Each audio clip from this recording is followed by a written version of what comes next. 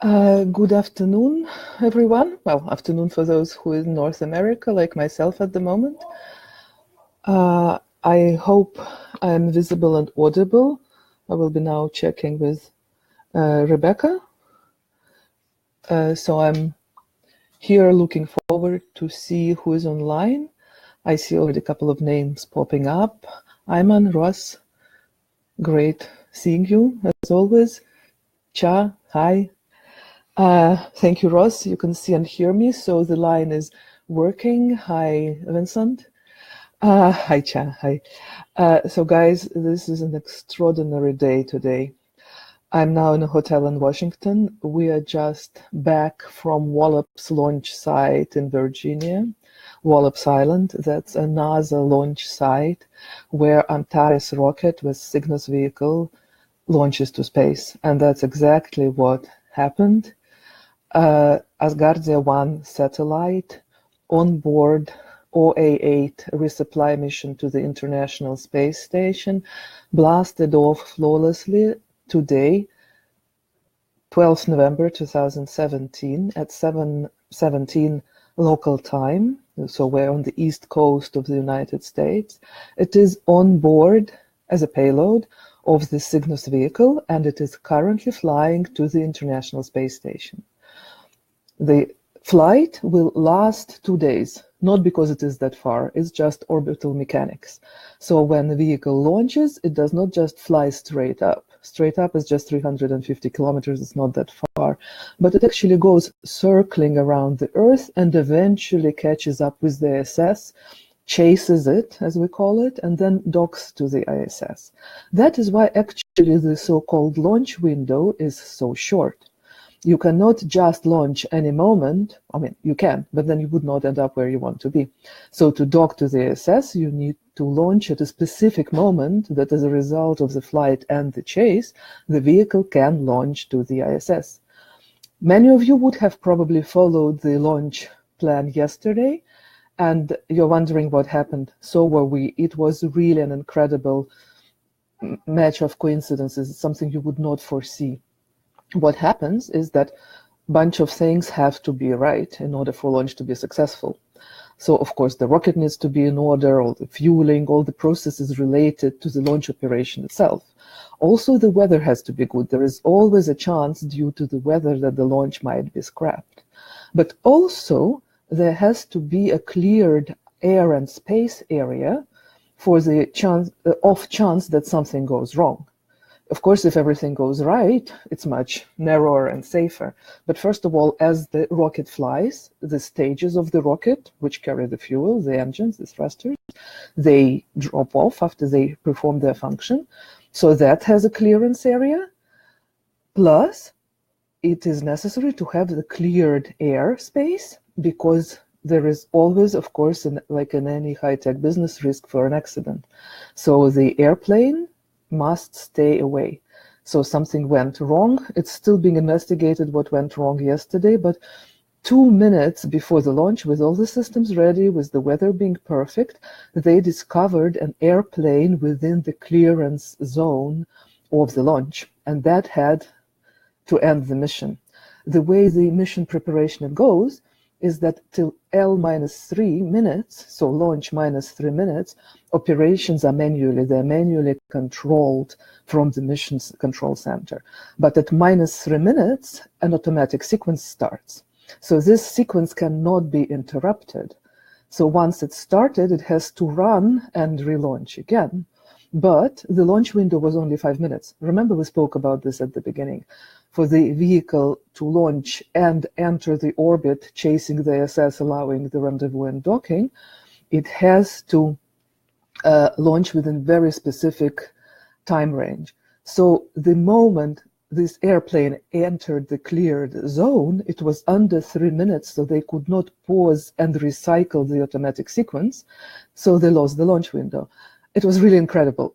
Like coming to Wallops, it's highly secured area. It was plenty of people. There is a visitor area where people, just the locals, come in. People come in actually with their picnics, with their kids. Well, pets are not allowed, but for the rest, it's like a huge viewing site and general public is admitted.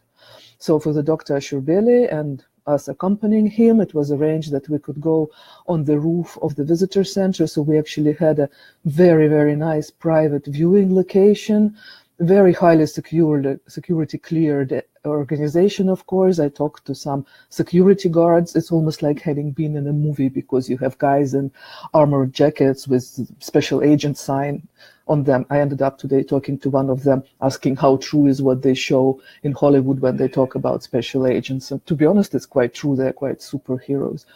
And so yesterday it was perfect weather, perfect viewing. We were standing there, and at -2 minutes, it was aboard the launch. There is an airplane entering the cleared area. It was really unbelievable, incredible. There was nothing to foresee it. And Rebecca and myself discussed prior to the launch that you never know what can go wrong. You really don't. And it was that very example of you really never know what can go wrong. So yesterday, the last moment, it went on hold. So today, it was again today, and tomorrow there were the only 2 chances left. Luckily, it all went fine. The weather was not so spectacular, so the pictures which you would see, the video which NASA provides, it doesn't show that much of a rocket. You see the plume, you see the fire, but it disappears quite fast. Again, we were there in a private watching site on the roof of the visitor center, 3 or 4 of us and a couple of highly armed security guards, so experience to treasure. And it just went off. Congratulations to all of us. It is incredible. It's exactly 13 months into the lifetime of Asgardia. It was 12th of October 2016 when Dr. Shurbeli in a press conference announced birth of Asgardia, the first space nation, and when he said that we're committed to launch this first satellite within the next calendar year. There have been a lot of skeptics, there have been a lot of remarks, let's say, and people being unbelieving. And basically, honestly, I'm proud to say we did what we said we will do. I know there have been some questions. Some people are saying that we're a bit slow. Really, today, I personally find, and I hope a lot of you share this feeling, which I'm now talking about with all of you, that we might be a little bit slow, we might be a little bit not as fast as you would expect us to be, but we are thinking very carefully about what we are doing. We are promising only when we are convinced that we can deliver it, and we're delivering it. So now, really, we have, for the first time in world history, independent, private, state territory in space.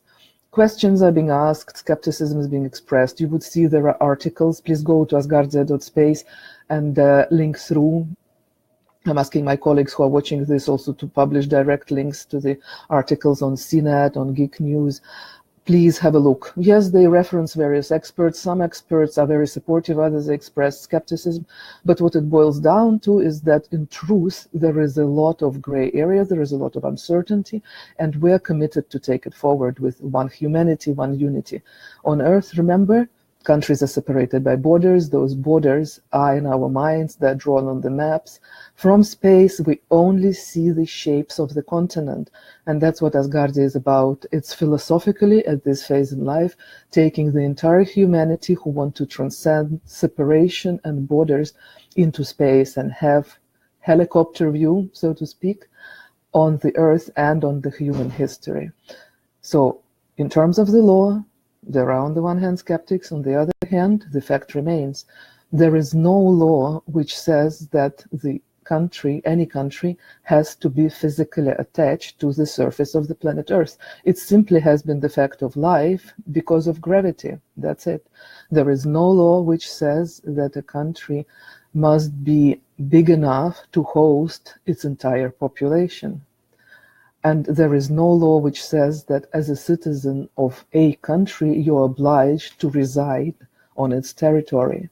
So I am now a Russian-born citizen of the Netherlands and Belgium, talking to you from Washington, D.C., and I have not been to the countries of my citizenship for many, many months and will not go too soon.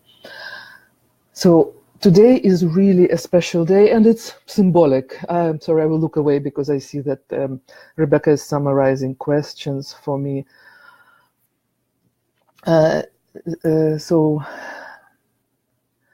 what did Igor mean when he said that the size of the moon was related to solar? That's a bit of a complex formula. I will have to take this offline and get back on this later. The way we will define the value of the currency will be calculated with a reference to the physical parameters of the moon. Do we have to pay tax?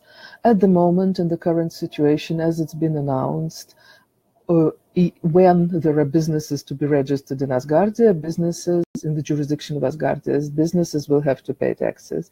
In the current setting, taxes are voluntary, so nobody is asked to pay taxes. Then the legislative processes start. Now there is parliamentary election ongoing. That's done within the scope of the Constitution being the main law, which defines the possibility to create all the other laws. So that's what parliament work will be about, like everywhere in the world. So all the further details will change accordingly in line with the development of the parliamentary work and the deliberations and conclusions and them passing legislation. So the current situation is such that nobody is asked to pay taxes, and they can be paid voluntarily. Effectively, those are donations which everybody who wishes to do so can do on the Asgardia.space website. What can we do to help Asgardia? Well, this is an excellent question. First of all, spread the word. The community of Asgardia is growing. We're already well above 100,000, which is marvelous, really, guys. You are awesome. I picked up the word awesome from having been to the States for 2 weeks. So spread the word. It's so unusual, it's so out of this world, literally, that sometimes it's difficult to get through. People tend to be skeptical, people don't expect it, so they don't quite plug in when you start talking to them about this. So you're already here. In a way, like, it's a pleasure for me to talk to you. I'm really grateful that you take time to join, and I hope this also helps you to connect much closer between each other. Take the word, take it forward, take it into your university, into your workplace, wherever you find fit. Asgardia needs to become a fact of life. You know, like, as always, I don't remember who said it, though it's a common saying, like with any innovative, great idea, the first reaction of the society is that, oh God, that's crazy, that can't possibly be. And then the next stage is that, okay, everybody knows this. And the third stage, people start owning up to having invented this. The way Asgardia has been conceived, the way Dr. Shurbeli presented it on the 12th October 2016, he himself, in his opening speech, said that I've been called crazy more than once in my life, and I'm sure it will happen again now with me announcing Asgardia. We are still in this first stage. People still are finding this crazy. So in this sense, of course, today is the day which makes our world different. Life will never be the same again. Asgardia satellite is in space. It is still stored on board Cygnus rocket. So again, let me go back a little bit to the technicality of this. In order to go into space, the vehicle has to develop a velocity of 8 kilometers per second, or 17,000 miles per hour, or 28,000 kilometers per hour. So this is the takeoff velocity of a rocket which launches into space. At this velocity, it's 9 plus, more or less, over 9 minutes, when the rocket leaves the Earth, when it goes to the level above 100 kilometers, where it is considered that space starts. So even though Asgardia is folded neatly into the flight rack, it is in what we call dormant mode, so it's sleeping mode. It is not active.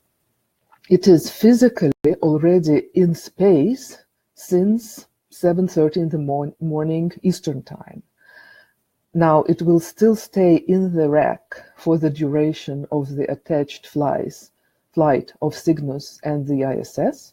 And then, at the beginning of December, in the first half of December, Cygnus will de-dock from the ISS, disconnect, de-dock, and it will fly higher. So currently it's chasing the ISS to be with it in the orbit of 350 kilometers, and then it will go to the orbit of about 500 kilometers. It's still a low Earth orbit, but it's higher. And there, Cygnus is performing another technical program, which includes deployment of Asgardia 1 satellite. So once Asgardia 1 is launched out of the Cygnus vehicle at the low Earth orbit at 500 kilometers, it will start its autonomous, its independent flight. Solar arrays will open, and it will start communicating with the mission control. Our partner in this company, Nanarax, who was Asgardia mission integrator, have their own little mission control center in Houston. So we will be working with them to check the health status and to send and receive data from the Asgardia 1 satellite. I remind you that for those who have joined later, who accepted the Constitution, who became eligible for the citizenship, there is still an opportunity to send personal data, meaning any data you like, your pictures, anything. Anything decent and appropriate, of course, the rules are published. As you still can send it to the satellite. That will be available a bit later, and this upload possibility will be every couple of weeks. So actually, today we are chasing the ISS. Within a couple of days, it will be docked to the ISS, and in the week starting 4th December, we don't know the exact date yet, Cygnus will de-dock from the ISS, fly higher up, and within a few days it will launch into space, into independent flight, Asgardia 1 satellite. So not only we will be in space, but we will be communicating. So again, my congratulations to all of us. I think it will only dawn on me certainly a little bit later, this magnitude of what has happened today. Let me check which other questions have been asked.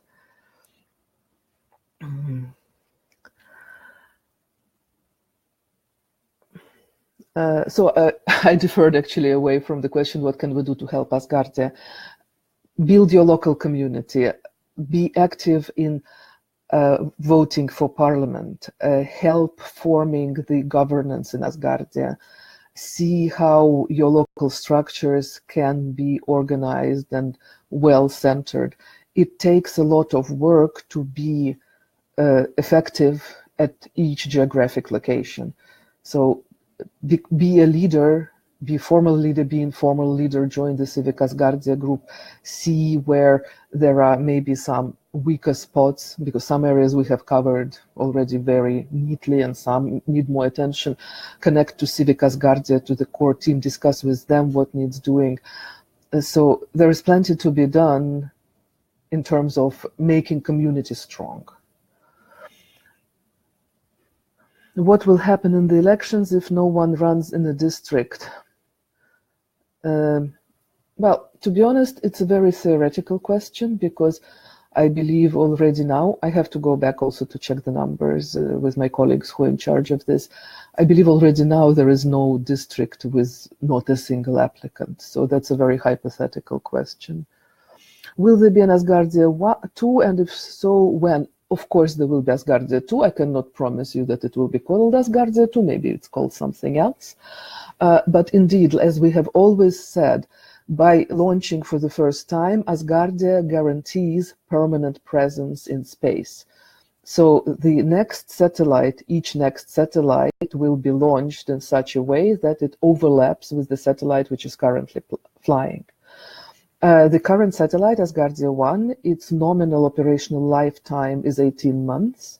So realistically, it's expected to be more. But as you all know, when you buy a piece of equipment for your household, it has nominal guarantee and it has realistic lifetimes. The same with satellites.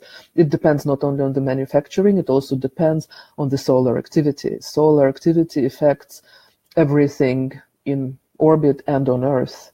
And currently we're in the period of reasonably low solar activity, so it gives better lifetime to the flying objects. So with a nominal lifetime of 18 months, we realistically expect that we have at least 2 years. So yes, there certainly will be Asgardia 2, 3, counting into infinity for as long as the Earth lives, because as Dr. Shurbeli said in some of his interviews, and that's, I'm sure, written on our website and in the frequently asked questions, everybody who is Asgardian is entitled to his place on this satellite virtually for as long as Asgardia exists, and that means forever. How long after launch can the people that miss the deadline to upload files, they can upload them? It has nothing to do with the launch. Actually, now you cannot upload them because upload is only possible when the satellite is active. As we have discussed already now, it will be active in the week starting 4th of December, a few days into that week. So once it's deployed or launched from the Cygnus vehicle into space, once it opens its arrays, says first hello to the mission control. So once that has happened, it will be possible to exchange data with the satellite. So actually it has nothing to do how long after the launch, it's quite opposite. It's starting, let's say 15th of December to be on the safe side. And then we have the communication sessions every couple of weeks. And then in that communication session, whatever is provided can be uploaded. I will be coming back to you later with some technical requirements. What we could upload in advance was bigger than what can be uploaded during the flight. So that's my action to provide more information, and Rebecca will share the data, of course, with all of you. As a musician, would I have a place in Asgardian society, or is Asgardia only going to focus on science and technology? Everyone is welcome in Asgardia. Asgardia, first of all, is a philosophical visionary concept which is taking up, or has already taken up, the form of the first space nation. So every human who finds connection, inspiration, motivation in being an Asgardian is welcome. In terms of technical work, the technical work will be done by the technical experts. That's a given. But it's the same. Is there a place for a musician on Earth? Yes, it doesn't stop a musician from flying a plane as a passenger. But a pilot who pilots the plane probably spends his evenings going to a concert to have good time. It takes different people to make the world.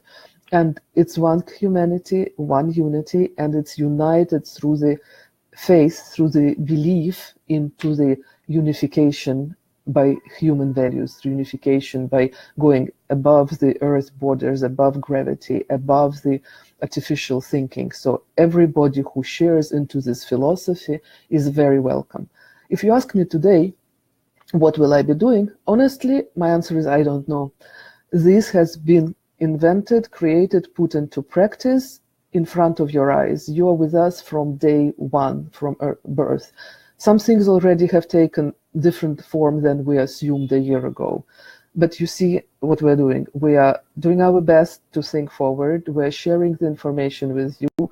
We inform you as soon as something gets adapted one way or another. So it will continue this way. It's the best we can do, and we're certainly committed to do it that way. So I don't know today what exactly a musician or an artist or an environmental engineer, for that matter, will be doing in Asgardia. But one thing I can assure you, everybody who shares in the vision and philosophy is very, very welcome in the community, and definitely is a very valuable member of the community. What is being done to ensure the security of the elections, to prevent fake accounts and fraudulent voting practices? A lot. We have a really super duper IT and mathematician team. We spoke about that team before. I'm very proud to have colleagues like that. This is also the team where part of them works on establishing Solar, the cryptocurrency. And this is the team which at the moment is running. I will be, again, pretending if I start going into the details. Of course, I follow these discussions as our internal meetings. I know what is being done, but I'm absolutely not an IT expert. I can assure you that there is a lot of work on the automated and on manual level for verification of the accounts, on verifying IP addresses, on verifying usernames. There certainly are fake accounts which are created. We can see that there are software algorithms which test unnatural voting activity.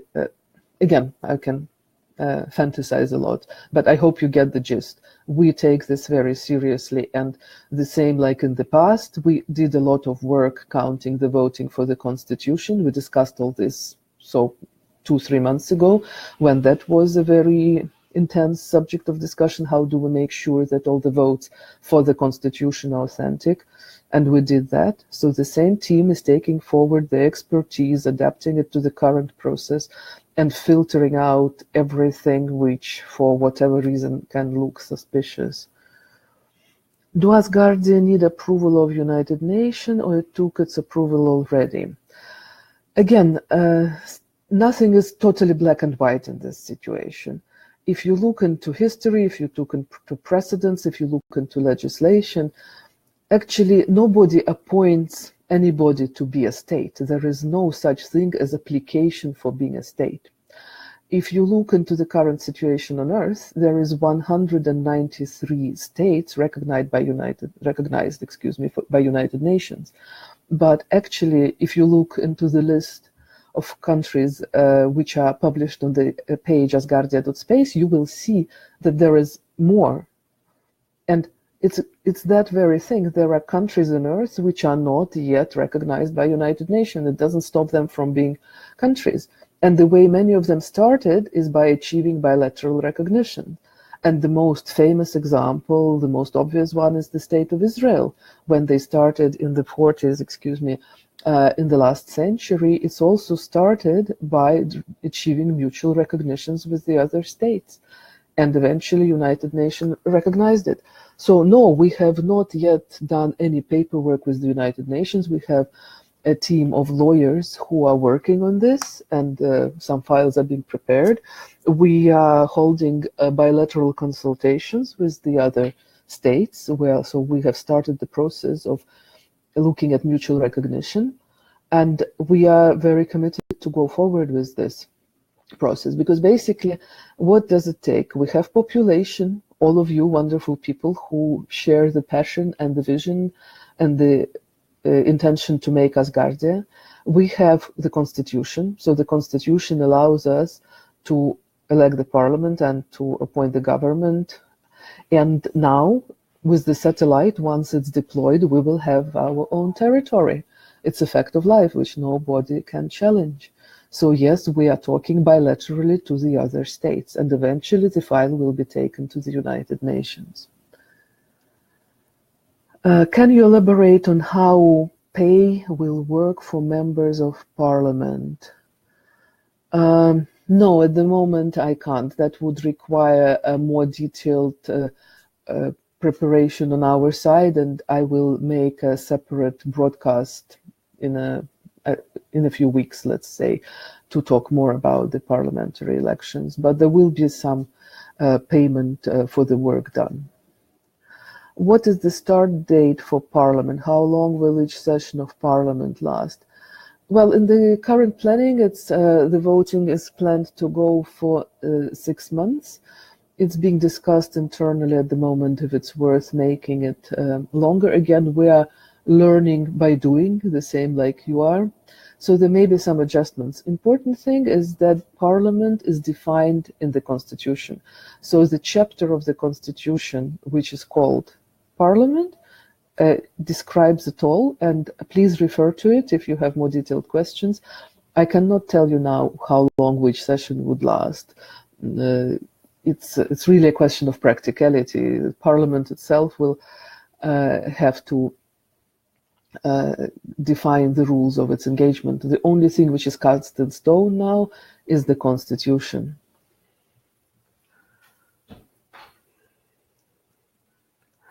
When will leadership elections end? Again, I don't have the exact answer. Leadership election basically was a precursor to turning into the parliamentary elections. The leaders now who have collected a lot of votes, they are working with my colleague who is running this area of work, and they're looking how to transfer the votes, if they wish, into their potential parliamentary votes. So all this, please follow on the website. There is more detailed information from experts who are following this through. There is still some weeks to go when this is all available. What is important is that in order to be sure that you are attached to the district where you want to be, you have to check your profile now. It's this opportunity, I believe, to change your district of election runs out in about 3 or 4 days. I believe it's until the 18th of November or something like that. It was done because at the beginning, when people were registering, the district allocation was automatically happening on the country of residence. For example, at the moment I'm living in Germany for my private reasons, but since I put in my home address into my profile as Germany, the site automatically attached me to the German region. So, but I don't speak German even. I can function in German, and it's a temporary residence for me. So I have myself re-registered manually into the Russian vote. I want to be voting in a Russian district. So all of you are welcome to select, if you want, a different region, different district than the one to which you were assigned automatically by registering your residence area.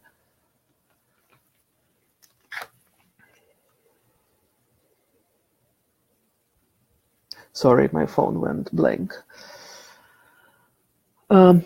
Okay, I see that the questions actually ran out. I'm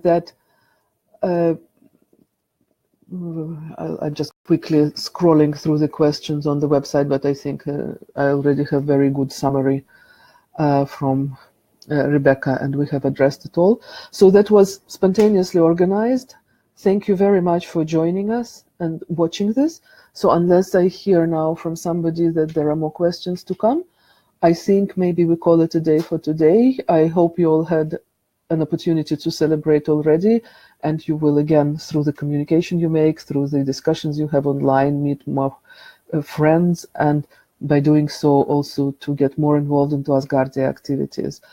So I thank you all very much. It was a great pleasure on this very, very special day to talk to you today. And let's meet again very soon in our scheduled broadcasts, when then we can prepare more questions in advance and look in more detail into what is happening in our Asgardian beautiful world. And honestly, guys, I'm so excited. A year ago, 13 months ago, I could not believe what we said we're doing, like, we know, but it's so challenging and so daring. And today it's like Christmas came too early this year for us. And I really hope I was able to share this feeling with all of you, because of course it's only thanks to you that it's all finally working, and you are the community, the people of Asgardia, the population of Asgardia, who are so important that it will work in the whole world. And we'll just stay in touch, and thanks again, and congratulations to us all. It's really a magnificent day. We talk soon.